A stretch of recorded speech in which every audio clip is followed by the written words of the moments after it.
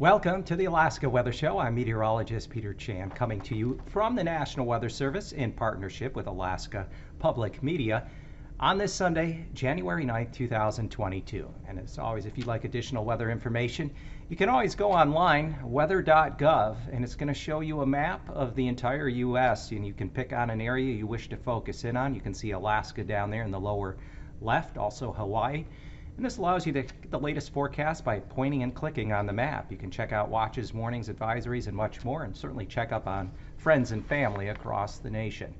Well, looking at what we have here in the weather headlines, an ongoing system there bringing high winds, snow, rain to the Panhandle and Gulf Coast. This system will continue through this evening and overnight, but begin to show signs of beginning to weaken, especially as we go through Monday afternoon and into the day on Tuesday. A note to pass along, Thane Road in Juneau has been closed there in the vicinity of Avalanche Chute for tonight and into early Monday morning. They'll take another look at the situation because they anticipate snow, rain on top of the snow cover there, not a good combo. And then it's looking like areas of the interior for a change, central and eastern interior there will have some lighter winds and temperatures moderating here in the week ahead, so not the bitter cold that we've been dealing with since the new year. And milder temperatures overall much of the state mid-month, January 15th through the 23rd, with a focus especially on southwestern parts of the state. And it could also mean a little more precipitation, though, with that milder air, as weather systems will be at least out there over the Bering, pulling in that milder air and moister air up in through portions of the southwest as we go here through the mid and perhaps latter part of this month. Current warnings and advisories will start with northern areas. You see there around Bettles, Tanana, eastward through Fairbanks and Fort Yukon. That is a winter weather advisory that will remain in effect until 3 this morning, Monday morning. No real change to what you've already seen. Along the coastal areas there of Norton Sound, Nome, all the way around to St. Michael, Stebbins, there is a high wind warning that's going to be allowed to expire 6 o'clock this evening. So the stronger winds you've had will begin to diminish as well this evening. And then along the Arctic coast there, the northwest coast, I should say, especially in the vicinity of Point Lay, there will be a wind chill advisory remain in effect until 3 o'clock Monday afternoon. And then getting down to the south, central and southwest areas, a blizzard warning is in effect for Thompson Pass tonight into Monday morning, as we expect some locally heavy snow and strong winds there creating blizzard conditions. We also have winter storm warnings in effect for much of the Panhandle, as well as high wind warnings. Up around Skagway, there is a blizzard warning until 9 o'clock this evening because there has been a period of blizzard conditions this afternoon, so the blizzard warning's been allowed to go into 9 o'clock this evening. Other areas of the Panhandle, the bulk of the heavier snow and winds will begin to come down here overnight tonight and certainly by Monday morning. Continues to be, though, a winter storm warning in effect for the Hyder area, the inner coastal mountains there in the far southern Panhandle. And then we have a high wind warning still in effect for Ketchikan westward through Prince of Wales Island until 6 a.m.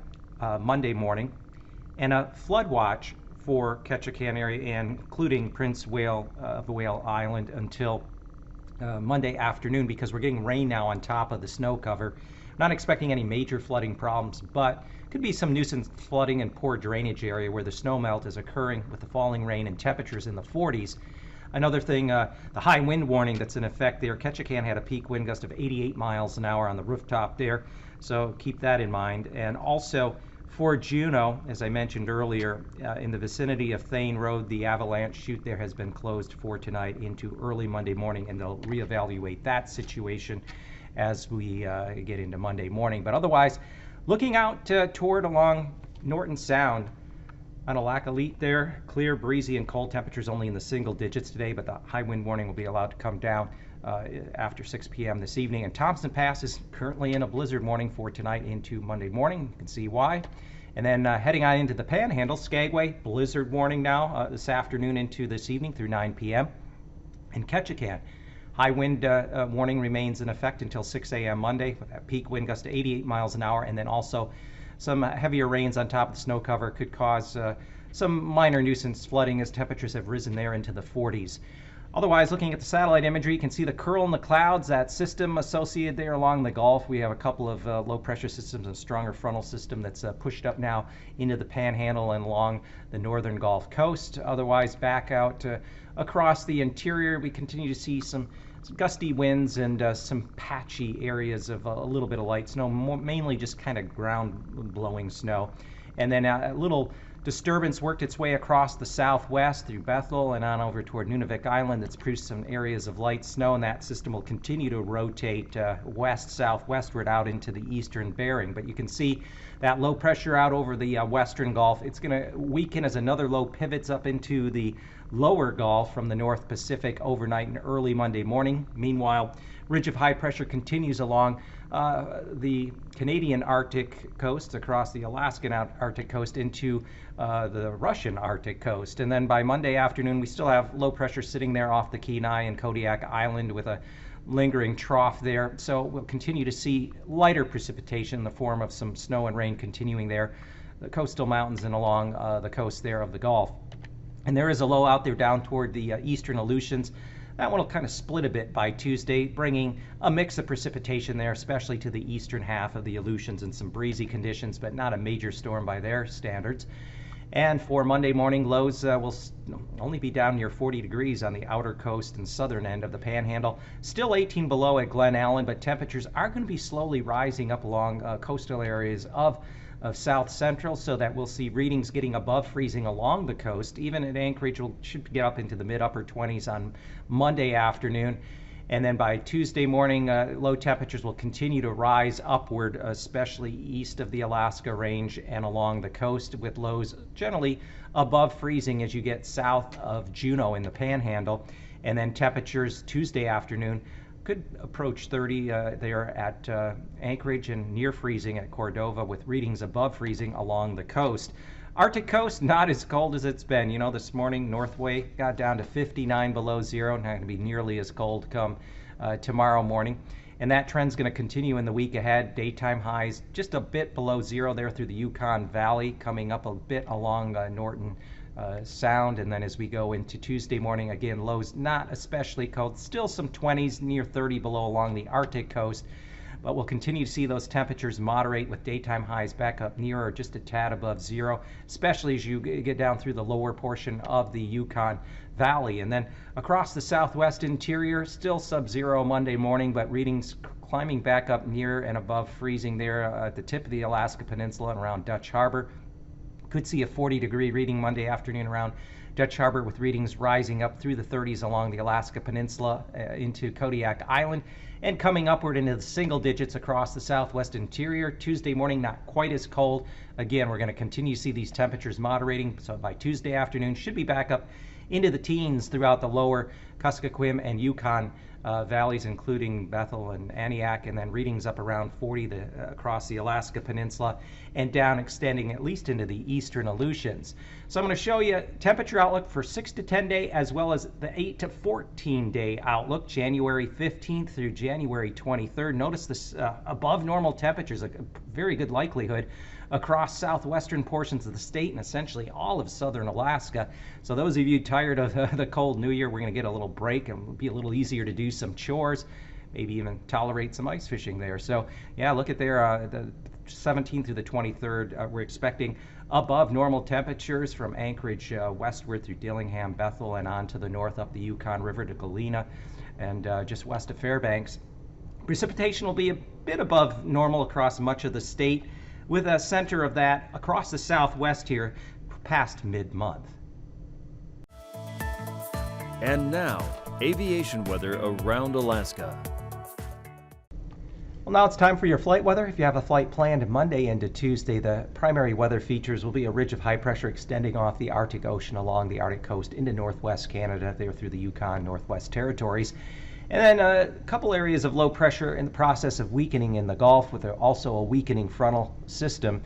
But along that frontal system, we'll see areas of IFR continuing, along with snow and some rain, especially in the portions of the Panhandle and back out through Prince William Sound along the eastern Kenai and perhaps into the north end of Kodiak Island. By Monday afternoon, rather extensive IFR conditions there across the northern Gulf and along the Gulf Coast from the Panhandle, again through the eastern Kenai, mouth of Cook Inlet, and also out there Bristol Bay, the southwest coast, and then out over the eastern half of the Aleutians.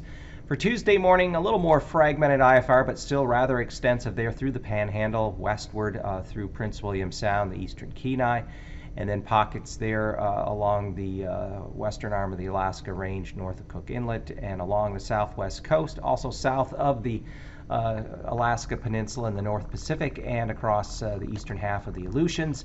And even more fragmented IFR, some areas showing up in the central interior along the Yukon Valley, north of the Alaska Range, along the northwest coast up toward Utqiagvik.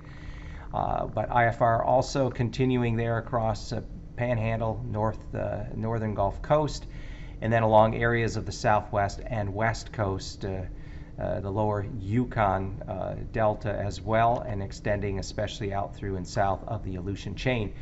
Atituvik as well as Attican Pass will see VFR conditions on Monday. As we drop further south and west, Lake Clark and Merrill will see MVFR conditions become IFR. Some moisture backs up toward the west. Rainy Pass will see VFR conditions become MVFR, as will Windy Pass. And Isabel will see the IFR conditions there in the morning give way to MVFR conditions. And Mentasta should generally see MVFR conditions throughout the day on Monday. Further south and west, Tenedo will see IFR conditions give way to MVFR conditions. And Portage Pass should generally hold on to IFR conditions, especially out over Prince William Sound. Areas further west will see MVFR as you get west of the west entrance. Chilkoot and White may see a brief period of MVFR early Monday, but giving way to IFR conditions again as the day unfolds. And looking at freezing levels, they have crept upward along the Gulf Coast and Panhandle. 2,000 feet the northern Panhandle, 4,000 feet the outer southwest coast, and upwards to 6,000 feet at Haida Gwaii. The surface freezing level runs along just offshore there of the Gulf Coast, just east of Kodiak Island, south of the Alaska Peninsula, just briefly coming up over the eastern Aleutians and then retreating back south into the North Pacific through the western Aleutians. And the greatest threat for some moderate icing will be across portions of the Panhandle, especially the outer coast down toward between Haida Gwaii and British Columbia, and then around Prince William Sound, the east side of the Kenai Peninsula, and the north end of Kodiak Island. Upper level jet stream winds are not overly impressive. They have relaxed over these days. Past couple of days, strongest winds coming onshore through British Columbia and Vancouver, upwards to 80 and 100 knots from the southwest.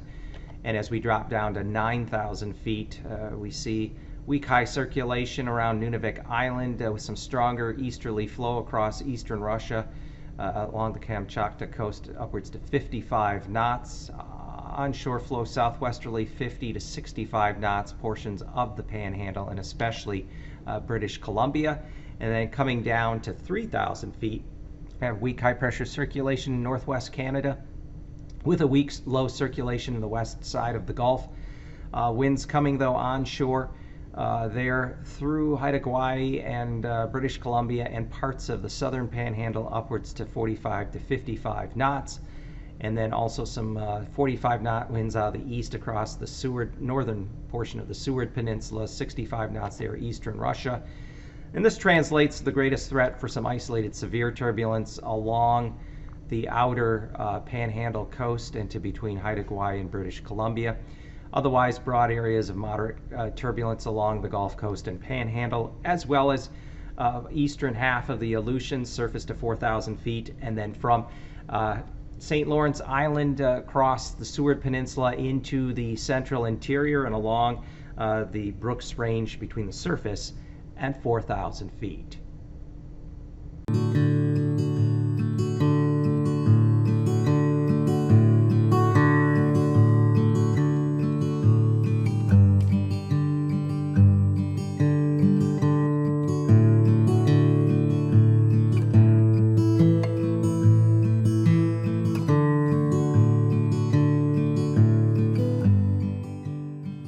That Galena flood back in 2013 was at the intersection of weather and climate. Rick, I often get questions about the difference between weather and climate. How do you distinguish between the two? Well, that's a really good question, John. One of the analogies that I like to use, the wardrobe analogy. So in my closet, in my dresser, I've got clothes appropriate for 90-degree weather and 50 below weather. That's the climate part of my wardrobe. Well, what I'm going to put on today, am I going to wear my Hawaiian shirt because it's going to be a hot July day, or am I going to wear my bunny boots because it's going to be 50 below? That's the weather part of my wardrobe. There's another interesting analogy. I've heard it said that climate is like your personality, whereas weather is like the mood you're in today. It's like that old John Denver song. Some days are diamonds and some days are stones. That's how weather works. Of course, it's really a continuous range. Just as the Galena ice jam flooding was the result of a weather event, that ice jam, up against that cold spring, a climate event. So too with less impactful events. For instance, a daily record high temperature is a weather event, one day's high. But we put that in a climate context, say comparing to a century or more of individual temperatures on a given date. So these extreme events like record high temperatures also happen on the seasonal time scale. Just in the last few years, we've had what was called a marine heat wave in the waters south of Alaska, the Gulf of Alaska and the Bering Sea. But the water temperatures in that area set new records in 2015 and 2016.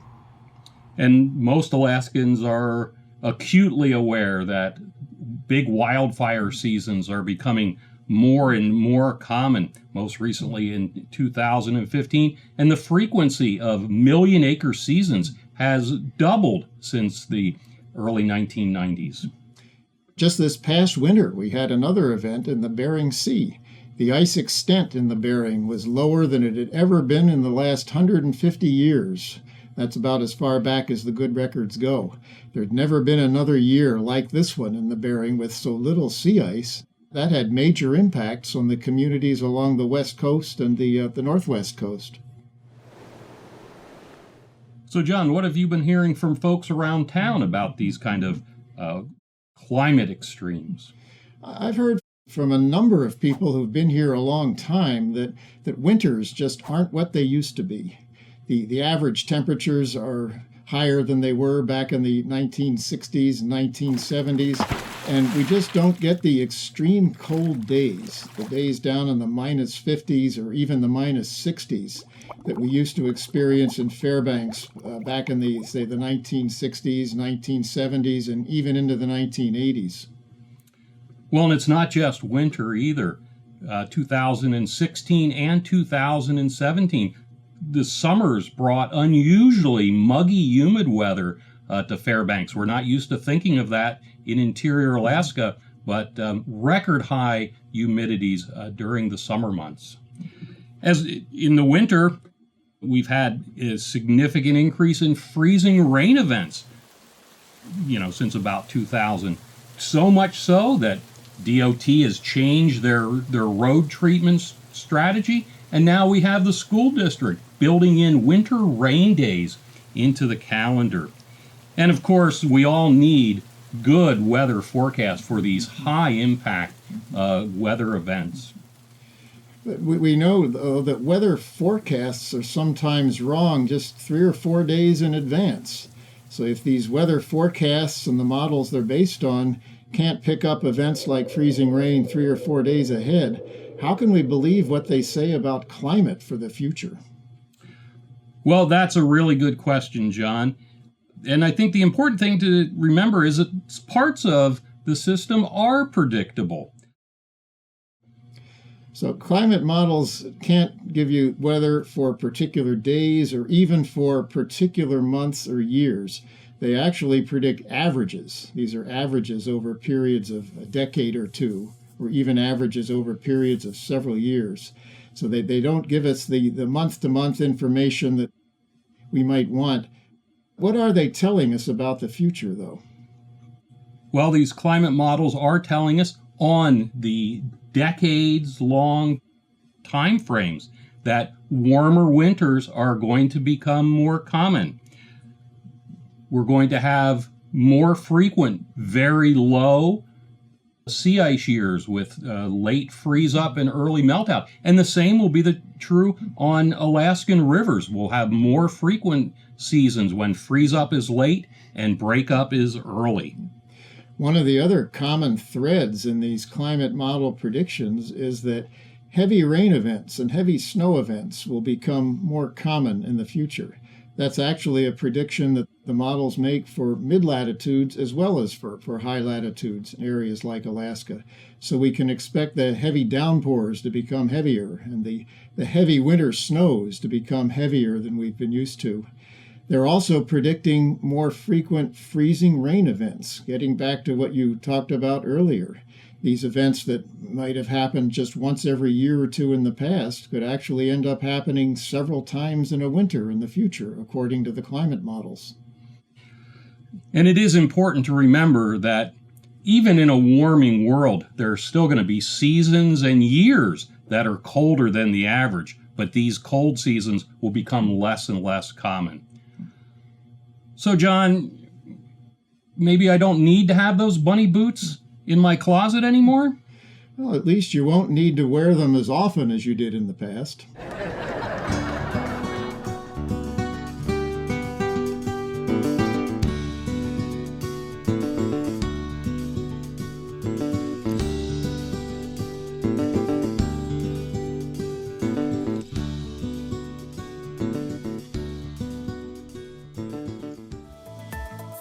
And now, marine weather around Alaska. Welcome back, and we're going to look at the sea ice edge today from a state perspective, and we can see extensive ice along the Arctic coast from along the Beaufort and into the Chukchi Sea through the Bering Strait, and then down along throughout the west side of the state into the southwest, including Bristol Bay, and especially on the north side of the Alaska Peninsula, and then up through a good portion of Cook Inlet.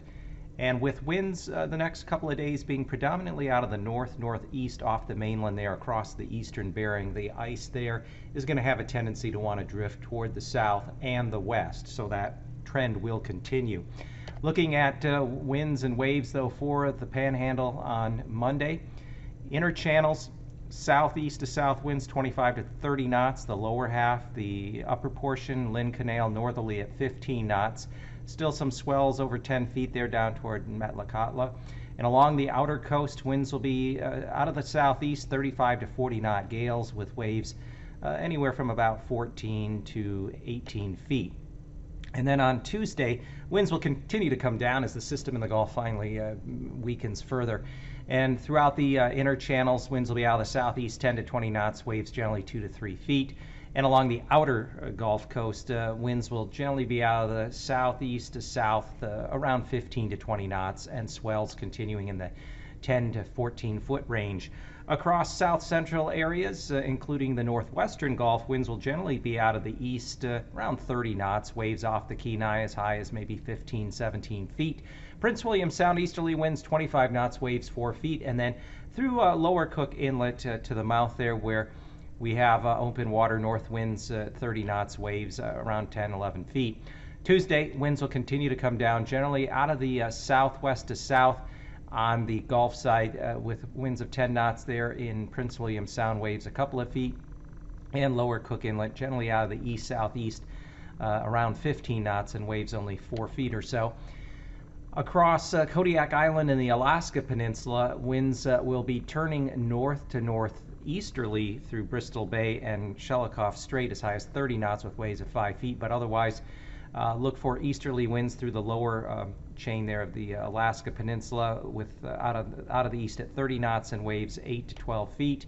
And then on Tuesday, winds will be more out of the south and southeast from Kodiak Island down through the North Pacific at anywhere from 15 to 25 knots, and waves swells generally around 10 to 12 feet on the North Pacific side, and only 6 feet or so with easterly 25 knot winds from Bristol Bay down toward Cold Bay. And then across the Aleutians, low pressure will be south of the eastern Aleutians in the North Pacific. So we're going to get an east wind turning northerly, generally around 35 knot gales, waves 12 to 17 feet on the North Pacific side, and in the 13 to 17 foot range on the Bering side, with winds turning more northerly west of Adak. And then on Tuesday, winds will continue out of the northeast there on the Bering side in the eastern half of the Aleutians, 25 to 30 knots with waves of 8 to 14 feet. And generally southeast to south winds there in Nikolsky and south of Dutch Harbor, 20 to 30 knots with waves around 11 feet. Across the west coast, winds will generally be out of the northeast, 20 to 30 knots, so that ice will continue to push south and westward. Waves 10 to 14 feet from St. Paul and St. George up to St. Matthew, and a continuation on Tuesday of winds out of the northeast, 20 to 30 knots, and waves 9 to as high as 12 feet there in the vicinity of St. Matthew. Across the Arctic coast, variable winds 5 to 10 knots, but as we go down the northwest coast, lower Chukchi Sea, look for northeast to north winds 15 to 20 knots, accelerating to 30 knots through the Bering Strait and on the north side of St. Lawrence Island off the west coast of the Seward Peninsula. And then Tuesday, winds will be out of the west 10 to 20 knots along the Arctic coast, Utqiagvik through Katovik, and then northerly down along the lower Chukchi Sea through the Bering Strait, accelerating to 35 knots through the Bering Strait and along the west coast of the Seward Peninsula. So overnight, early Monday morning, high pressure ridge continues across the north part of the state and the northwest Canadian Arctic coast. Low pressure over the Gulf, one's going to pivot up out of the North Pacific into the lower Gulf, and then we just watched low pressure gradually weaken as we go into later Monday and especially on Tuesday. So winds will be diminishing across much of the state, especially the Gulf and Panhandle, as well as the central interior. So thank you for watching our show, and join me again tomorrow night. These forecasts are for planning purposes only. Call 1-800-WX-BRIEF for a formal pre-flight briefing. Always file a flight plan before you go flying.